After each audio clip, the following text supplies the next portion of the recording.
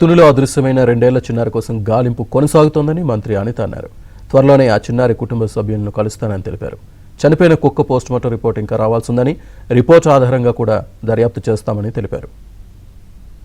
నేను ప్రతిరోజు morning evening SP గారితో నేను మాట్లాడుతున్నా.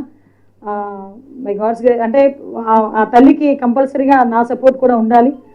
యాజ్ ఎర్లీ యాజ్ పాసిబుల్ నేను కూడా అమ్మాయిని వెళ్ళి కలుస్తాను ఒకసారి. చిన్నపిల్ల ఎక్కడైతే తప్పింది, ఆఖరికి ఆ డాగ్ ఏదైతే అమ్మాయిని అసిస్ట్ చేసి వెళ్ళిందో ఆ డాగ్ చనిపోయిన తర్వాత కూడా పోస్ట్ మార్టం కూడా చేయడం జరిగింది. ఆ రిపోర్ట్ కూడా రావడానికి ఒక one day post mortem report వస్తుంది.